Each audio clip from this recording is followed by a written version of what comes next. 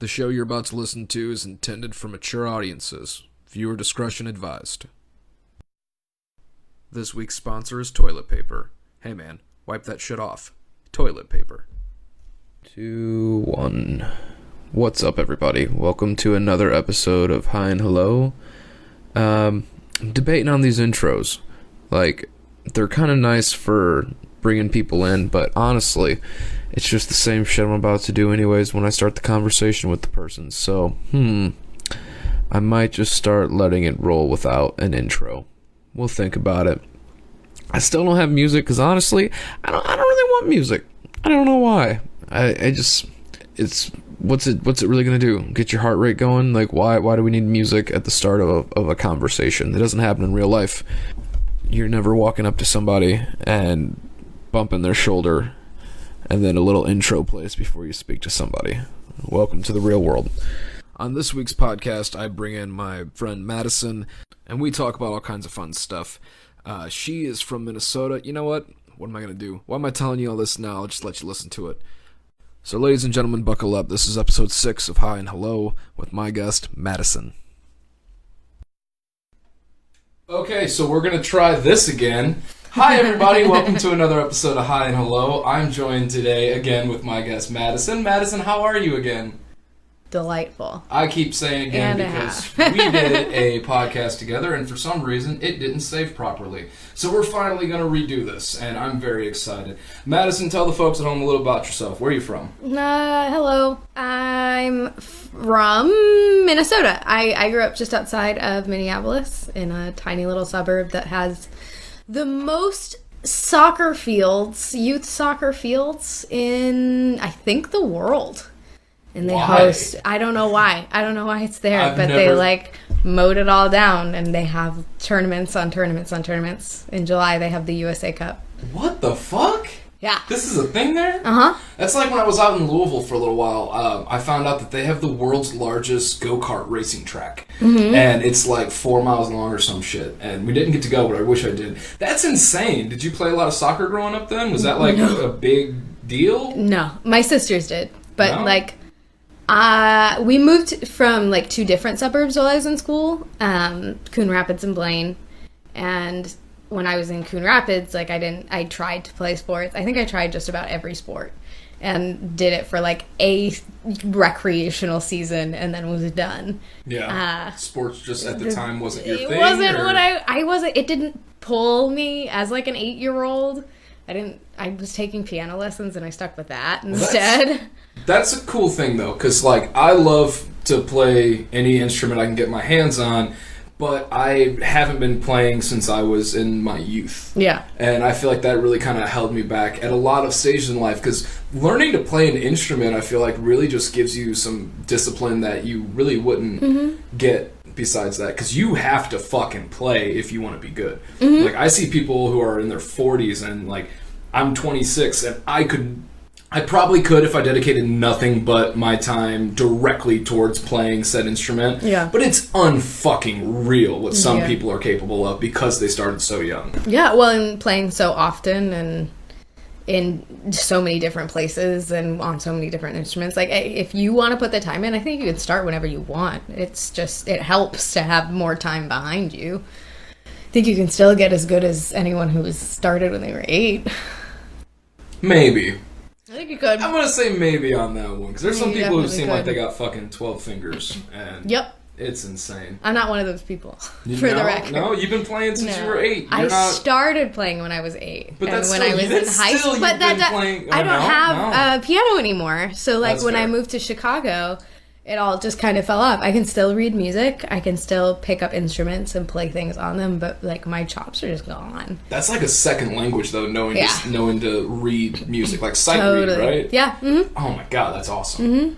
I'm not fast, but I can do it. That's cool. That's cool as shit. So let's get back to that for a second. You said when you came to Chicago. So what brought you to Chicago? I went to college here. I went to Columbia in the South Loop. Oh, shit. Yeah, I graduated fairly recently with a degree in directing for the stage, which I've been using a lot of lately. Which I don't know if you have a degree in arts, but that's a total joke. Like, I haven't really been using it. Things like that don't pay the rent until you're a bit older and a bit wiser. One of my friends went to Columbia for film. He was my roommate for a while. And it was interesting because everyone I met through him, they were happy they got their degree in whatever their art field was. But there was a lot of times where they were like, you know, if I just spent the money that I spent or I'm spending on paying it all off, I probably could have just bought my software and spent a couple years on YouTube and really figured it out more. Yeah. But the big thing with going to an art school is all of the connections you can make from it, though. So, like, a lot of these people that he met, he would have never even come across. You know, he wouldn't have been on their radar for jobs he picked up and stuff. So, I can see both sides of the coin to that pretty well. And I think with theater, like, it's a little bit different because with film too, the idea of a safe space to like really do some funky ass shit. Like, my last show as a senior was probably the most fucked up thing you've ever seen on stage. Like, and not because it was vulgar or violent or whatever, just because it was weird as shit. And I had no fewer than 3 people fall asleep on me in the theater just because the stuff I was doing was like, what happens if we take this and do it super slow? And that's not something someone's gonna hire you to do. Like, you have to have the safe space to play around and to try something new. And I don't know, I think college was worth it for that. One of my friends used their time in college to make Lysistrata, but casted it as the movie Shrek. Yeah. That was nice. Pretty dope. I like that. Dope. She made her own Shrek sequel that was all of the fairyland creatures refusing to sleep with any of the men until the wars ended. It was fucking hilarious. It was cute, though. It really was pretty cute. But that's the kind of stuff, like, you can't charge people to see that because it's just like, I'm doing this thing. Right. What about Donkey? Oh no, there was a really cute song with Donkey and Dragon, with Dragon basically telling Donkey off. It was fucking goofy, but it was a good time. It was a real good time. So, where did you find your home in Chicago? What group, what clique was the first time that you were like, oh shit, this feels like home. I feel like I'm going to visit family, but I'm coming back home. The first time? Yeah. What was the first clique you ran in? So, something to know about me. I'm not great at quote-unquote cliques. Okay. And maybe that's why I ended up getting my degree in directing, because it's kind of a like, oh, it's okay, I can do this by myself. That's fine. But I think that first time in Chicago, I found that there was a group of kids out of Columbia who wanted to do this weird-ass theater, whatever. And we found each other. There was a young man who is now in, like, Massachusetts, living on a farm and working for a company with this farm that just does shows in a barn. Wow. And the process for doing this really specific kind of weird-ass theater is devising, right? So you'll take a core idea and throw a bunch of people in a room and build something. And a lot of times it's really heavily physical. There's some dance, there's some acro, there's a lot of body movement along with text that you're writing to accompany whatever it is you're building on top of this core concept. And this young man who's now, I think, in Massachusetts, as part of his senior year, is like, I want to teach people how to do that. So instead of like doing a show, he did a workshop.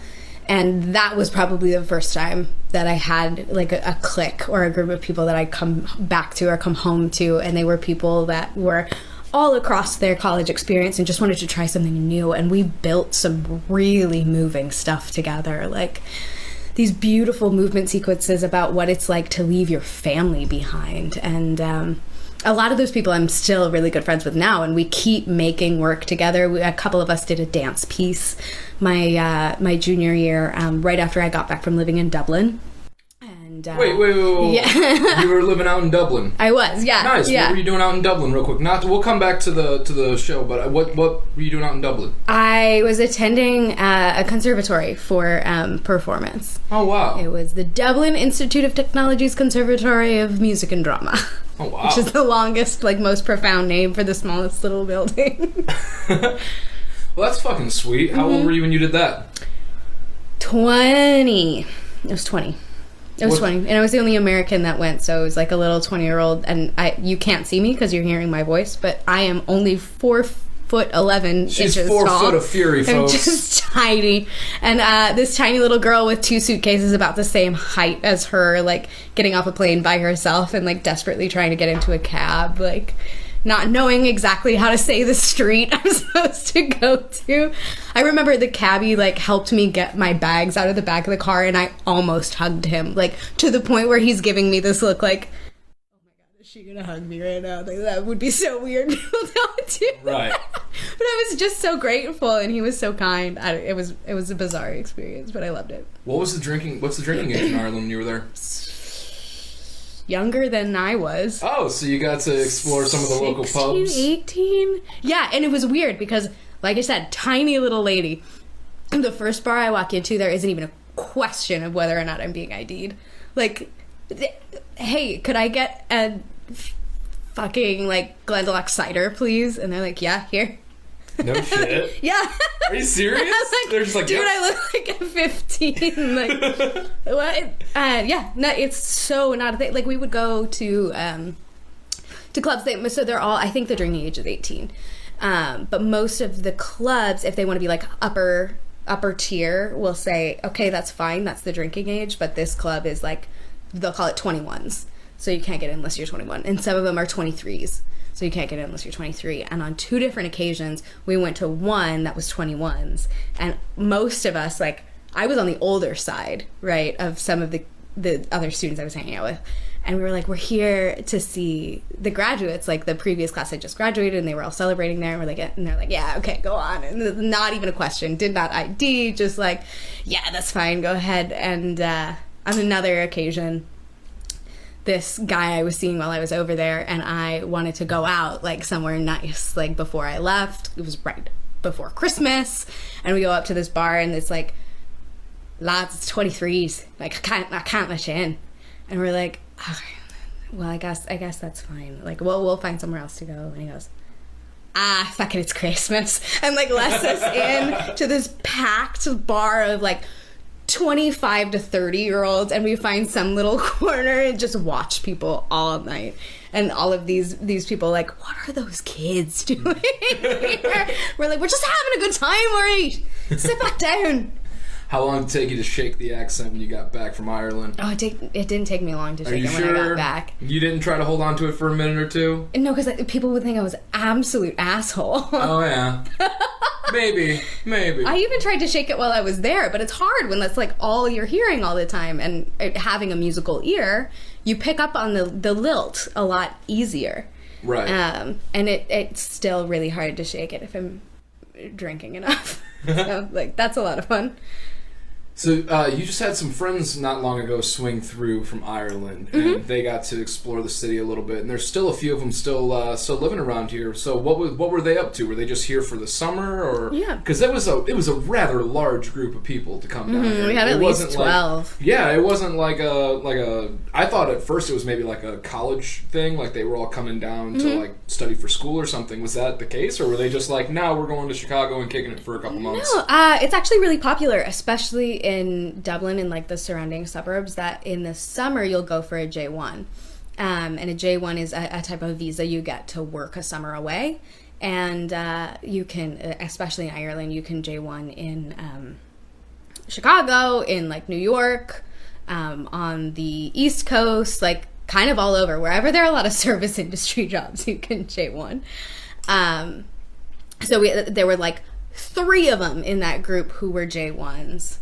And then the rest of them are like, what an amazing excuse to go to America, to visit this person that is already living there and has been for a while and has a place to stay. So most of them were just visiting for a week or two with their 3 people that were living in the house. Yeah. Ain't that some shit? Yeah.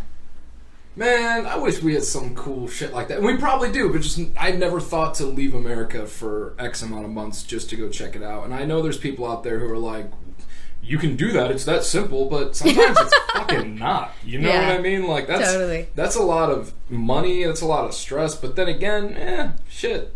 YOLO, right?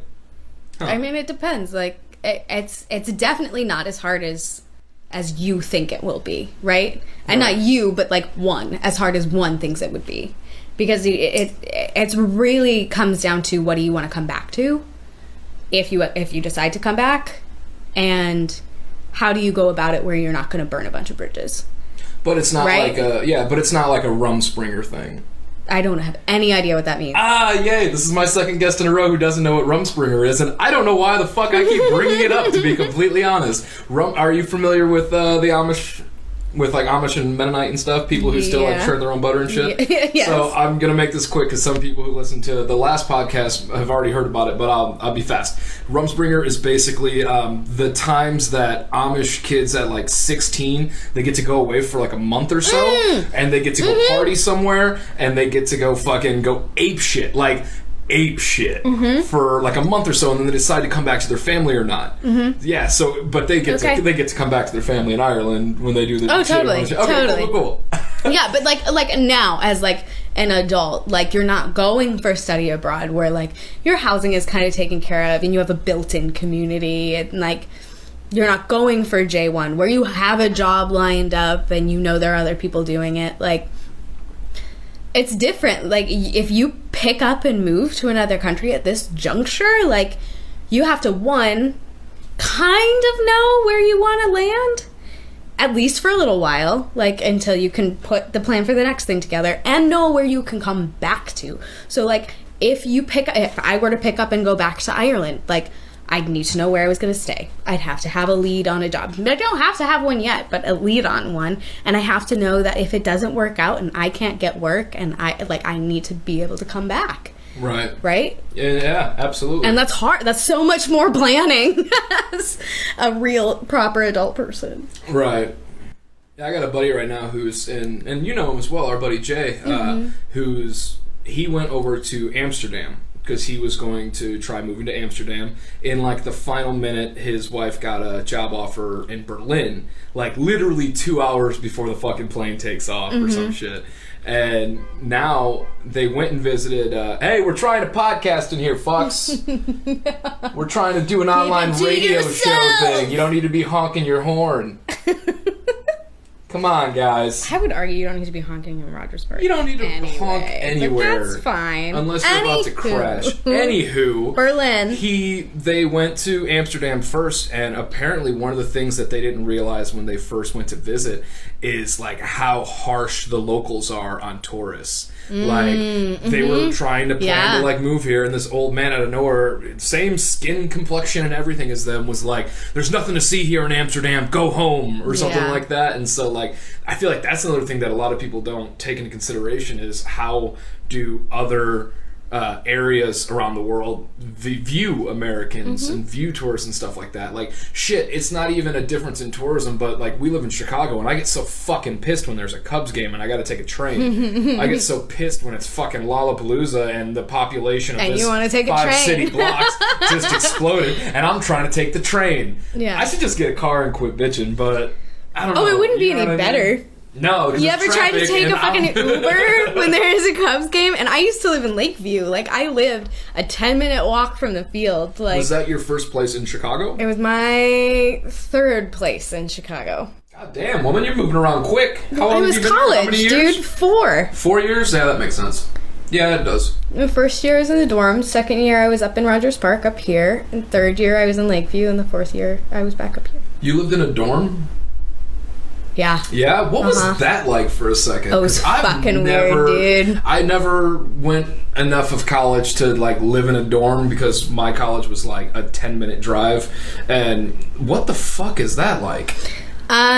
So when you're going to school in the city, it's a little bit different. Like, DePaul has proper dorms. Loyola has proper dorms. But Columbia bought out, like, a portion of 3 different apartment buildings. So I lived with 3 other women, 2 to a bedroom. We each had our own bathroom. We had a kitchen, and we had a little, like, living area.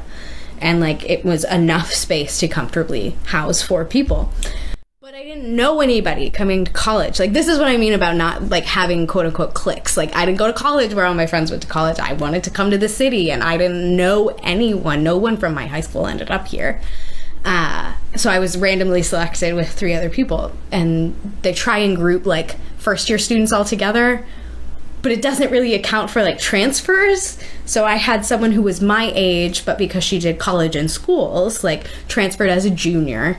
I had someone who was coming back to school after taking, like, 3 years off. So she was significantly older than the rest of us, but so she bought was, the like, booze. Still a... So she bought the booze. Oh, yeah, she did. Yeah, she bought the booze. But we're not talking about that. Why? You graduated. Okay, Who cares? Who cares? What are they going to take away your fucking I was just thinking to myself... Degree away because you drank during college? No, I was having, like, a subplot thought while I was telling this story, like, what if I share this podcast with my mom? Like, my poor mother. Anyway, yeah. yes, Anna did. We'll yes, she definitely did. We'll have her call in. Why not? That'd be a blast. Yeah, absolutely. Yes, she was. And then we had a third student who was coming from Nazarene Christian University and was transferring as a photography major. Ooh. And so it was a really interesting, like, mix of ages and majors. Dynamic. It was really bizarre. And I was the only theater student, so I was, like, loud and, like... But I'm me, so, like, I'm loud, but I'm nice, and I, like, was just starting college, and all of this was super exciting, and I don't think they liked me very much. But it was interesting, and, like, it was also art school, so, like, on the 5th floor of the building, we had a big white room that people went in and painted the floor, painted the walls, and they repainted white every year, and, like, it was interesting. I could walk to school in 10 minutes, which is nice when you don't know the city at all. Like, you can get from door to door, no problem. That's cool. Yeah, that was all really cool. What were the other majors in your dorm? My bedroom mate was a graphic design major. Okay. And across the hall was audio production and photography. Oh, wow. And then I started college at musical theater. So I was musical theater all of 6 weeks and then switched to directing. Yeah. So all over the place. We never had classes together. I feel like musical theater in Chicago... when you're going to college for that's got to be like one of the most competitive fucking classrooms. Like, obviously in New York it's going to be probably a little bit worse because they have like Juilliard and shit like that. Mm-hmm. Is that they're kind of like musical theater, right? They're another music, Tisch, but like yeah. But like, was that something that kind of took you out of it, or were you like, I don't want to do this? Period. No, I did one show. That was my 6 weeks. I did like a new student showcase. Like, you had to audition. It was actually kind of an accolade at the time. Like, this is our best and brightest of incoming musical theater students, and let's put them up on a stage so that the directors can see them, basically.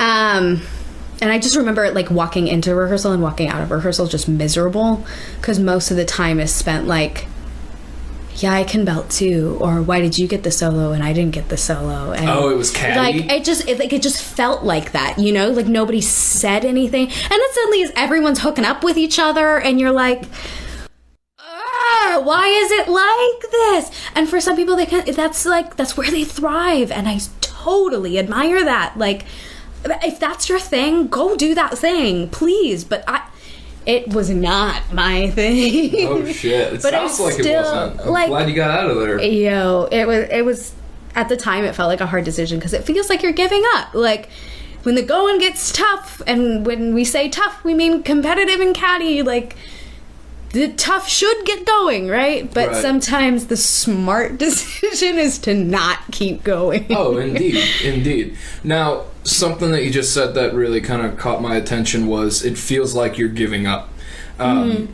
You've lived in Chicago for 4 years-ish, plus I've been here for 5, 6-ish, roughly. When you go home to visit, and you're around the people who stayed and who didn't want to go anywhere else, and there's nothing wrong with that. I have to say that, because a lot of times when I talk about this, I don't want people who are listening or who are the person who never left their town to feel like I'm fucking making fun of them or being mean to them. No, it's the same thing we say about musical theater people. If that's where you're thriving, do that. right? It's just not for everyone. Indeed. But my question is when you go back home for holiday or just for fun to see your family and friends who are still around, do you ever have that feeling of, if I moved back, then I kind of failed? Oh, yeah. All the time, right? All the time. All the time, right? When I graduated college, I thought about moving back to Minneapolis, and not even to the suburbs, to Minneapolis. And I still thought, that's the easy way. That's the easy way out. I gotta try it. I gotta try and make it go. Right. I don't know. I feel like... I'm so glad to hear you say that. Yeah? Yeah, like that you were going there. Like, absolutely. That you go there. And it's not just in my head. Every fucking time I get a bill collecting call, and I'm just like, man... like, what the fuck am I doing? I'll get this idea, this notion of like, man, if I just moved back to a cheaper area where there is some kind of a good job probably waiting for me, like, I can do it and I might be happier, but I feel like I would be so fucking depressed in thinking that, like, that next day something would have happened. Right. And something, like, that opportunity was right at your fucking doorstep, and you went out the back door and you left the house. Right. You know what I'm saying? Yeah. Like, Publisher Clearinghouse is right there with the check. Yeah. And, like, you finally get your I don't want to say, like, notoriety, but your... recognition. Yeah, your recognition. You finally get your moment. You get your time in the sun or whatever. And the fear of not getting that... yeah.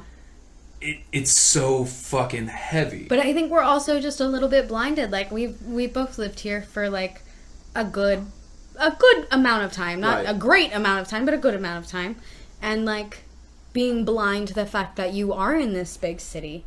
And when I also go back home, like, there's this awe around, like, oh, you live in Chicago. Right? Especially when I'm, like, talking to little kids. Right. Like, oh, do you get lost? Like, yes, 8-year-old that I'm just meeting for the first time, sometimes I do still get lost, you know? Right. And you just don't see that. So, like, going home, you'd be like, yeah, I didn't do all the things that...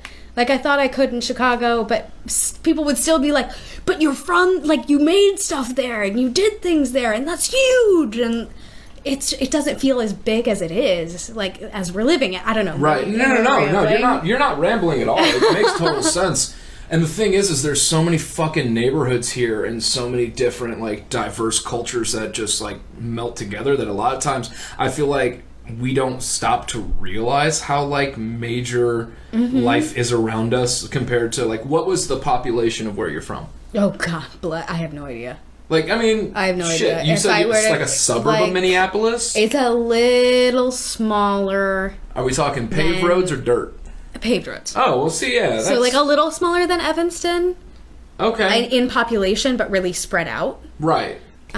We were really spread out. Yeah, my hometown was like 15,000. Okay. Maybe a little bit more. Okay. Yeah, okay. So that's like a neighborhood in Chicago. You know what I'm saying? Like, actually, I think they just did a poll, and I think Rogers Park is like 30,000. Nice. I really want to say it's something like that. It's fucking unreal.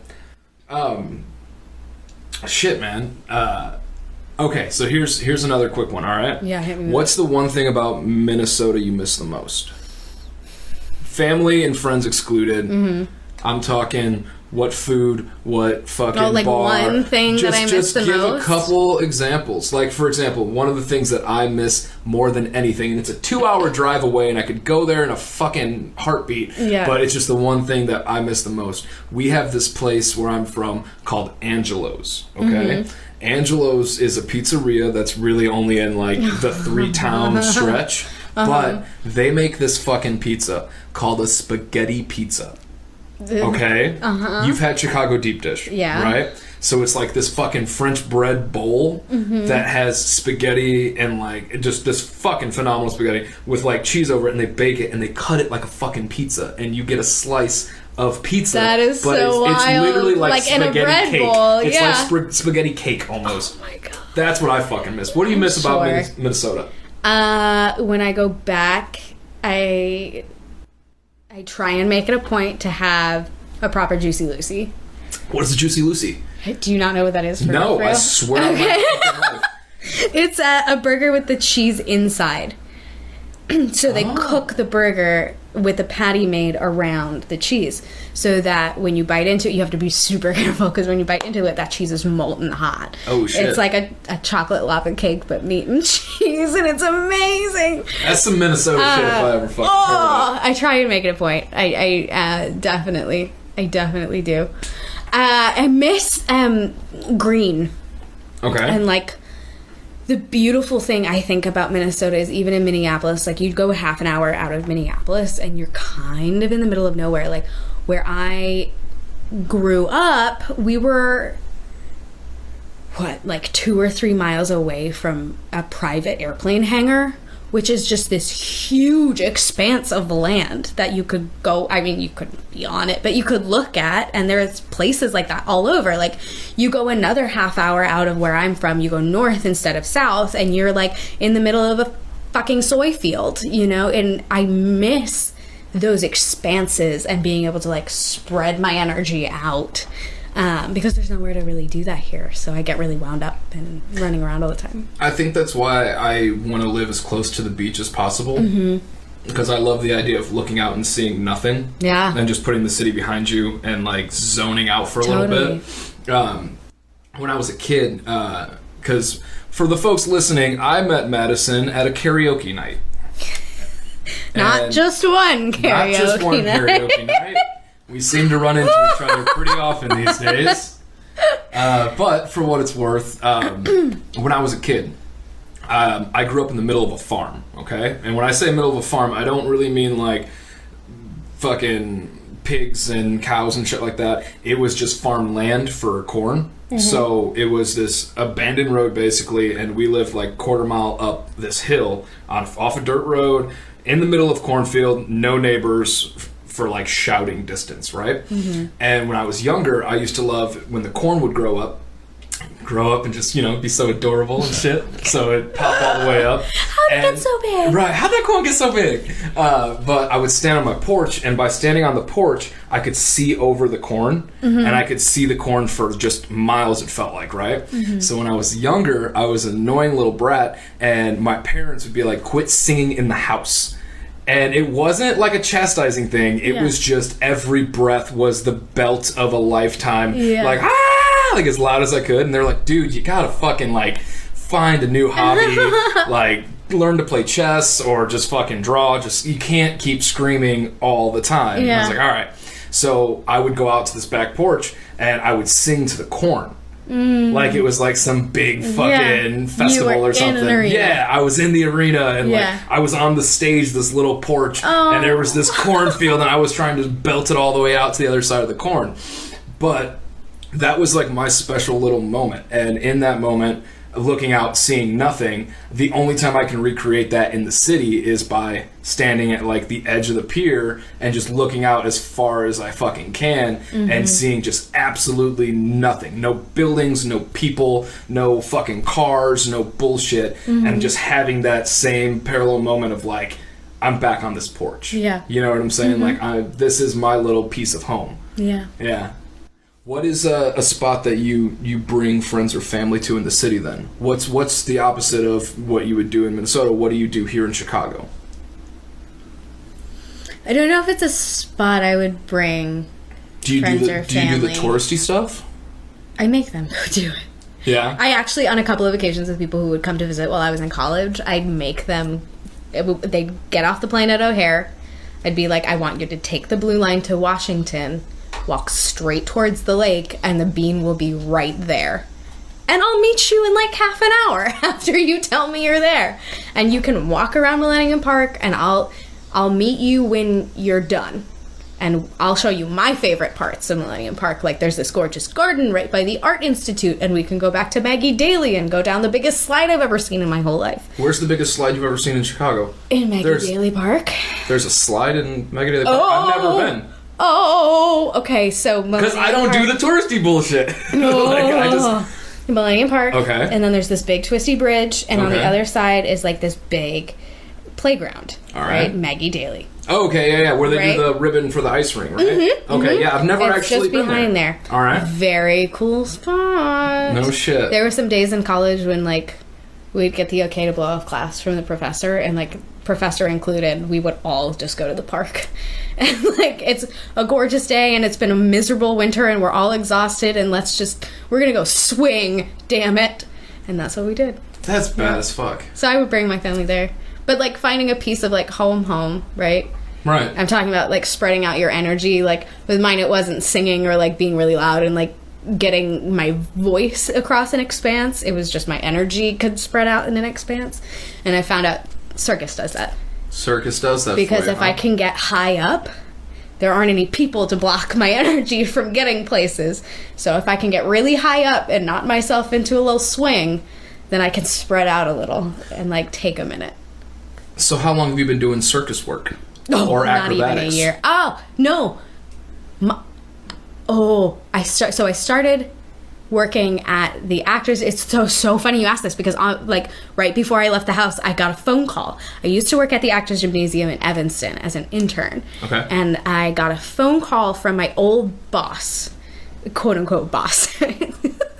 If he ever hears this, he's gonna laugh at that.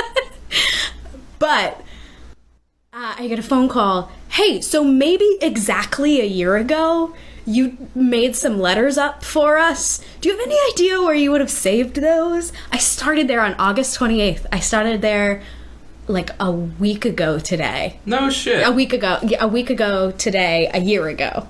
Huh. So a year ago last Tuesday. Well, was when I started working there. Badass. And then I started training there probably this week, so almost exactly a year. Give the listeners a little taste of what happens there. What is this place we're talking about? It's amazing. The Actors Gymnasium, it's a circus school and performance space. They do a lot of youth classes and a couple of adult classes. So they do gymnastics and aerial and contortion. And then for kids, they do, like, basic circus skills. So you'll do a little juggling, a little unicycle riding. It's pretty much all ages. So, like, anywhere from, like, they do preschoolers with parents. So, like, a parent-taught class all the way through 18 is the cutoff for their teen ensemble. So if it's something you really like and something you get really good at, and you can always become a part of the teen ensemble. And the teen ensemble does, I think, 2 shows a year. They do a spring show. They do, like, a winter show and a spring show. Oh, right on. And then they have the professional training program for adults, so, like, 18 and older. And they do a showcase at the end, but it's professional training. They do acting and all of the things I just mentioned. They'll pick they call it circus school. It's kind of like circus college. It's 9 months. They pick a major and a minor, something they really want to specialize in, and it's a great program if you want to learn skills that you didn't have before as a performer. Who got you into it?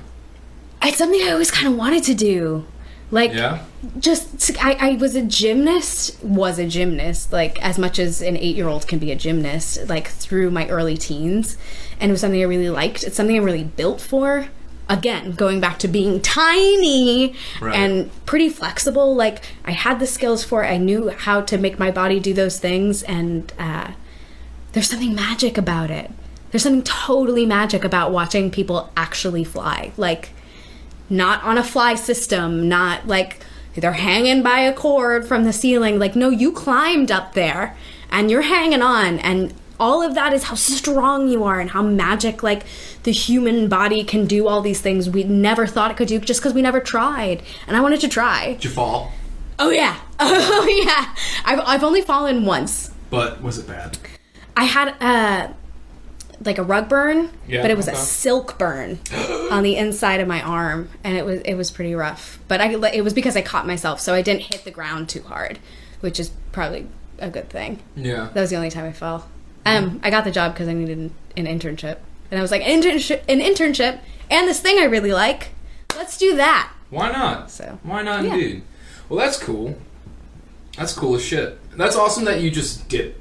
Yeah. You know what I mean? Like, there wasn't anyone being like, hey, come to this class with me or anything. You were just like, did you just Google it or what? Well, that's kind of the weird thing about the Chicago theater scene, right? Like, what I did was sent a message out to the people who I thought maybe knew someone who was involved there. And I said, guys, I'm looking for someone who's connected to the Actors Gym. Who do you know? And one person got back to me and said, I know this performer who teaches there. You should get in touch with them. And I got in touch with them. I'm like, I know we don't know each other, but I'm looking for this internship. I was wondering if you knew who I should talk to or what I should look at. And the instructor goes, I can't help you with that, but here's someone who can. And that person ended up being my supervisor. Yeah. Yeah. And this particular supervisor ended up being a part of the professional training program. So I basically did most of his job for a couple of months while they really needed a hand. Well, that's awesome. Yeah. To cross over totally your circus and acrobatic hobbies and your profession that you have now, which is film to an extent, we'll say. What did you think of that Barnum & Bailey flick that came out? The Greatest Showman. The Greatest Showman. What did you think? Because that seems like literally if you threw up onto film. Like, I was thinking about it the other night. If you just, like, barfed on a reel. That's what that movie was like when I watched it. So what was your feelings towards it? That was such a dumb way to say that. No, I mean, but it totally makes sense, though. Like, if you know you. Yeah. My family went and saw it Christmas Day. All 5 of us. Aw, that's adorable. Yeah, that's something we like to do. Like a movie on Christmas Day? Yeah, just something that's, like, quiet. And honestly, it's become, like, we don't really have to talk to each other, but we're all in the same place. Like, anything that kind of does that, that's what we like to do. Christmas Eve is like the big family noise, and we all have to be personable, and so we take it easy, the 5 of us. But regardless, I think it's an amazing circus movie. I think it's an amazing circus movie. And I remember watching especially like the opening couple scenes with the big numbers, and like the music is amazing, and like just like I think I cried. I think I cried and was desperately trying to hide it from my sisters. Like, guys, no, I know this movie is perfect for me, but don't look at me right now. Because it's that magic I was talking about. Like the way that it all came together, especially in those opening couple scenes, and like looking at the early relationship between him and his wife, and like, this is beautiful. Like, it's magical, and they're creating this feeling like that's you can't quite believe it, but everything they're doing is real. Like the lyra work, all real. The straps work, all real. The dancing, it was real. Like they're doing that with their person, and it's just barely outside the realm of like understanding, but people do it all the time, and I loved that. That being said, Barnum was a horrible person. He was a real shitty person. He was a horrible person. So why they had to focus on like a real figure blows my mind. You could have done that whole movie without it being about a real person at all, and like still had a really solid circus flick. You didn't have to like veil it in this is almost kind of a true story. No, you put you sugar-coated a really horrible thing that happened in the history of American performing.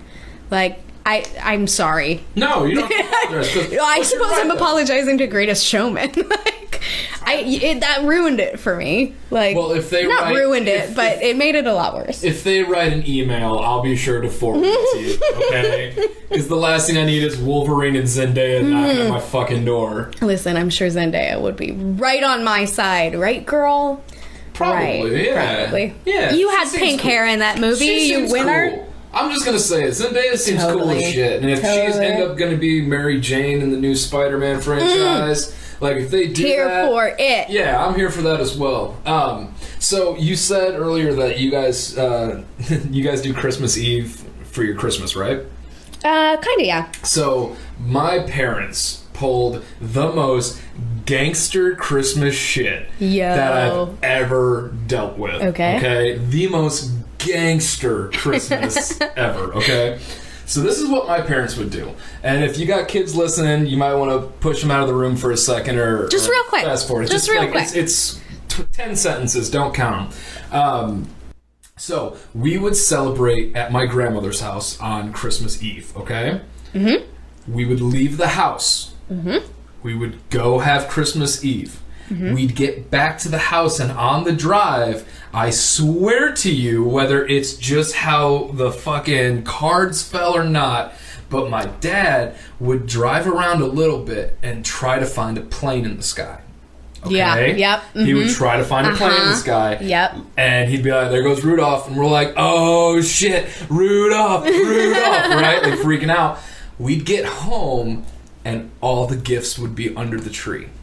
Gangster. All the gifts would be under the tree. Mm-hmm. And my parents were like, guys, I mean, Santa came by. If you're cool opening all your presents, you can do it. And so we just got spoiled by grandmas and aunts and uncles and all this and that. And now we get like, fucking Santa was here. Look at this shit. And like shaking the box. He wrote on the name, the cookies are bit, the milk was drank.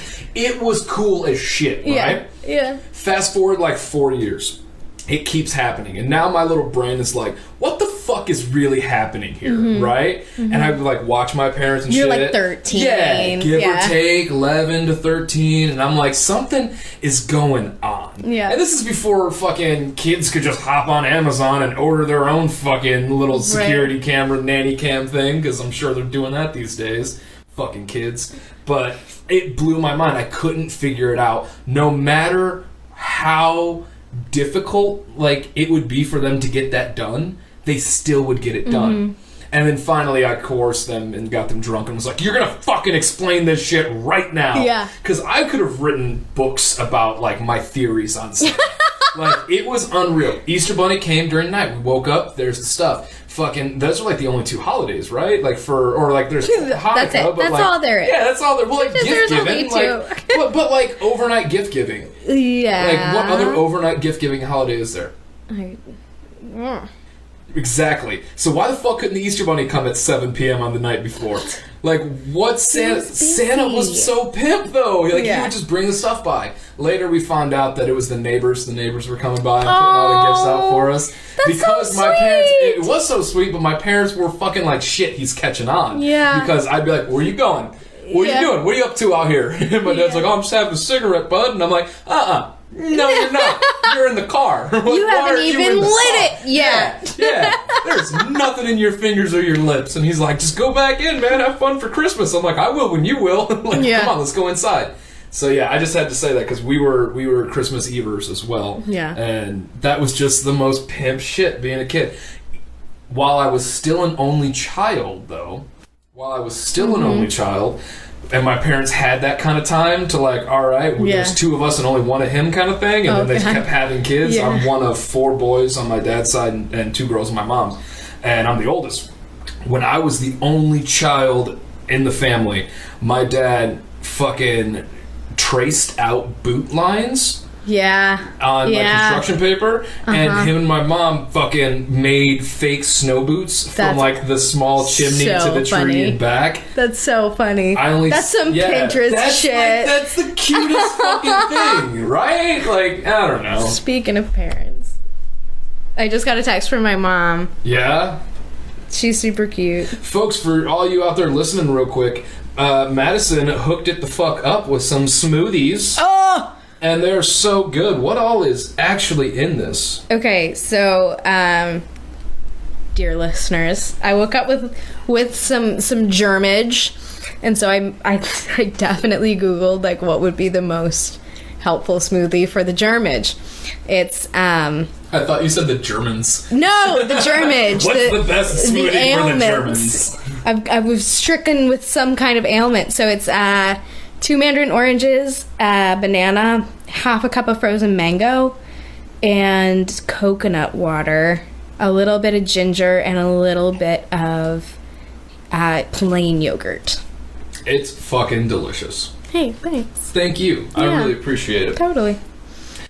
Keep you safe and strong. Yeah, keep that immune system up. You know what I'm not excited for? Winter. Yeah. I'm not excited for it. Okay, I'm but really okay. not. hold that thought, because I'm just going to try and shine a ray of sunshine in the wintry darkness that is approaching. My roommate and I were talking about the expanse that is winter fashion. And we're about to hit sweater weather, my friend. Ooh. Bring on the sweater weather.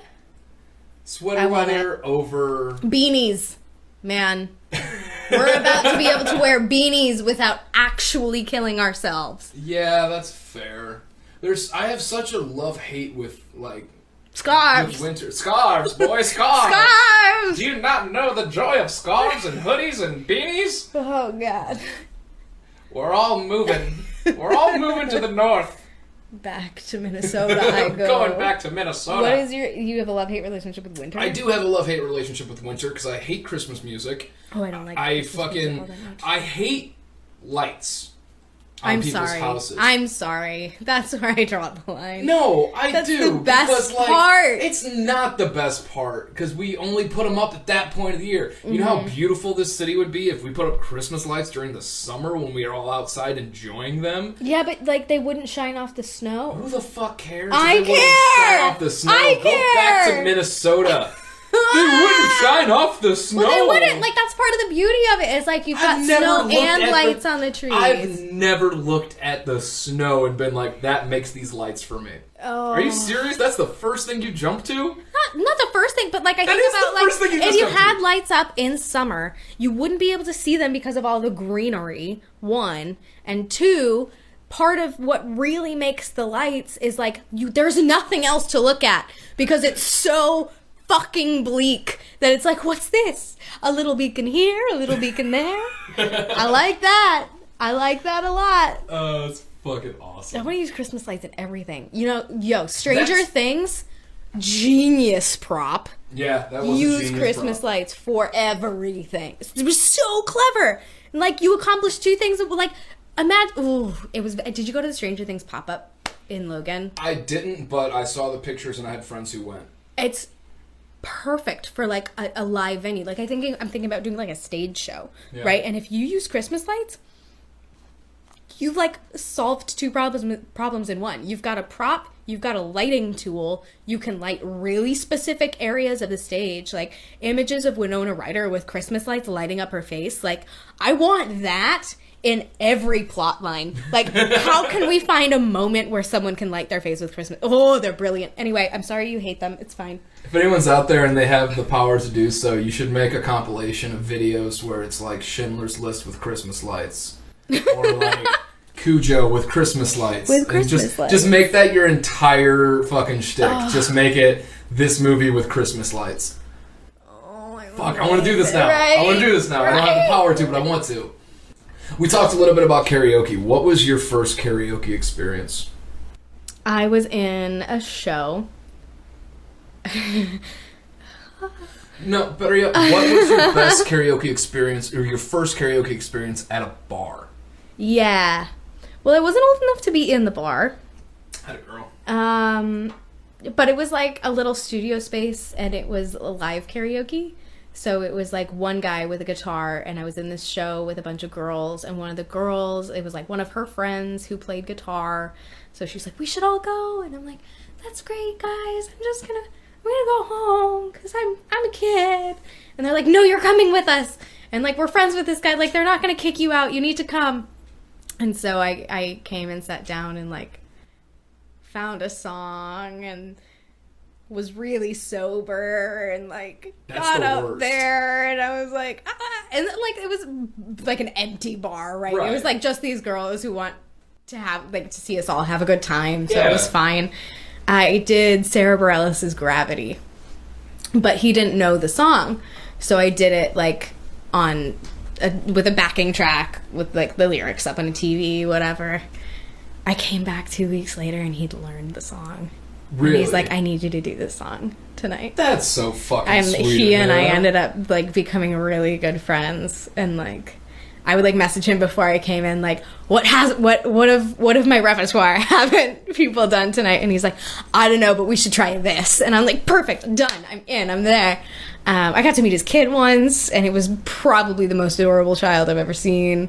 Yeah, it was super cool. It was a cool first experience and continuing experience. But he lives in San Francisco now, so oh yeah, he doesn't do it anymore. My my first experience doing a karaoke song that wasn't at like a family party or something. There was this fucking Applebee's.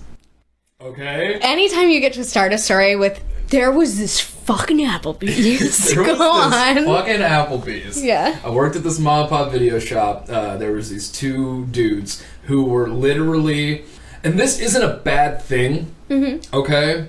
And it's gonna sound really weird, but it's like if two testicles became people, okay? They were so hopped up, like testosterone, like many men. Right. Yeah. Yes, that's why I said it's gonna sound weird, but hear me out. Yeah. There was two of them. Yeah. They looked a little bit like each other. Yeah. And they were like if America was a set of twins.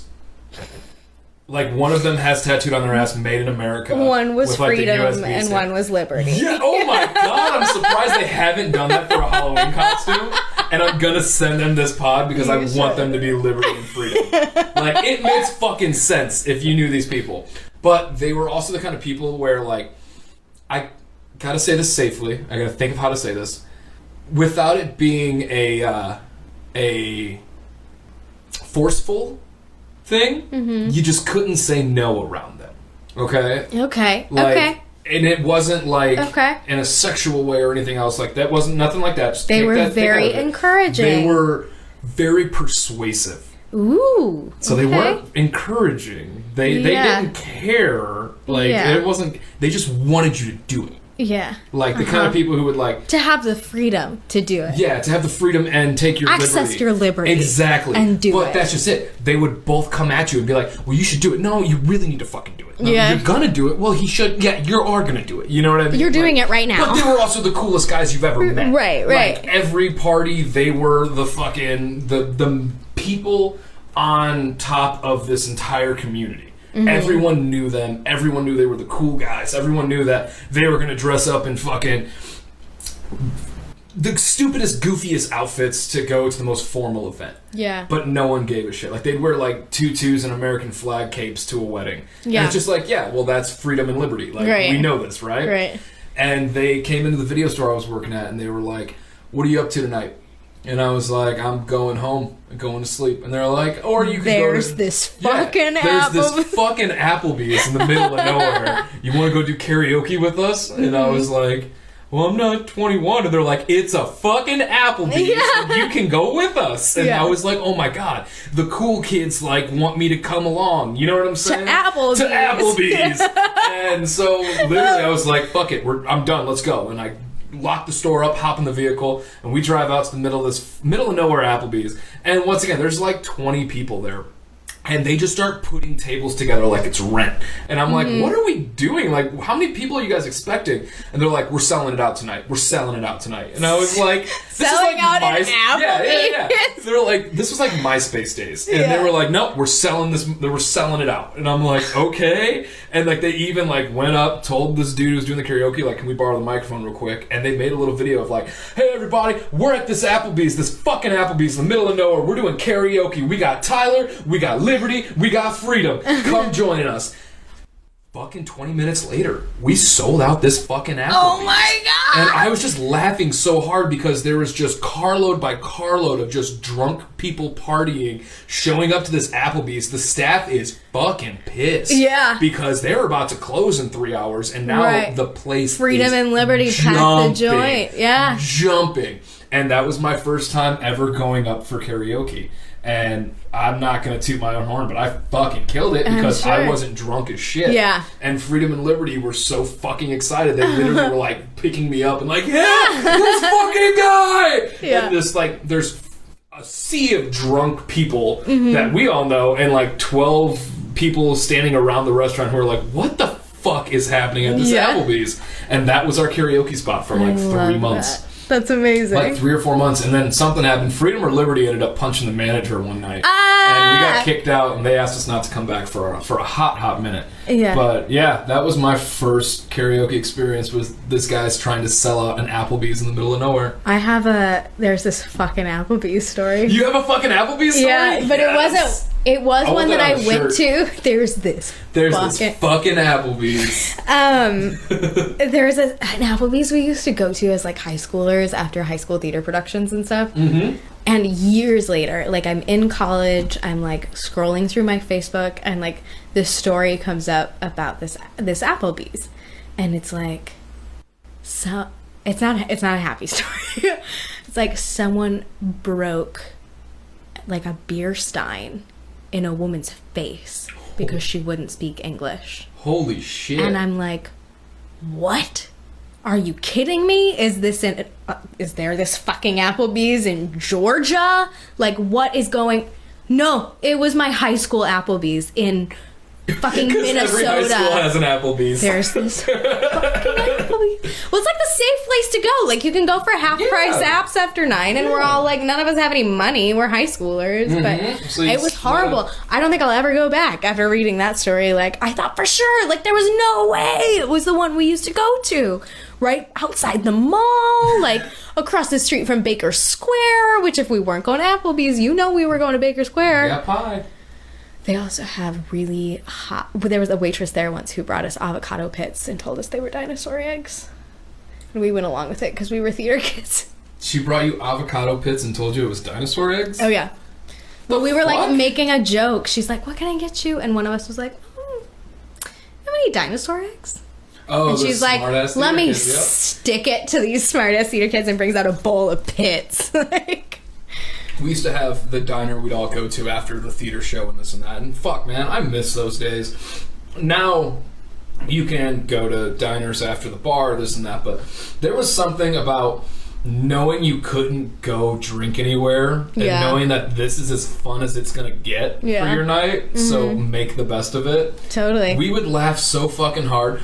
I laughed harder at diners after theater performances than I have drunk, stoned, or both together. Yeah. Like, totally. Complete and utter sobriety, laughing like a fucking hyena, pissing off some waitress. Yeah. Made her night, though, because, like, 15 kids gave $1 a piece and she got some gas to get home, but, like, oh, fucking good times. Real good times. Hey, you want to know something funny? What's up?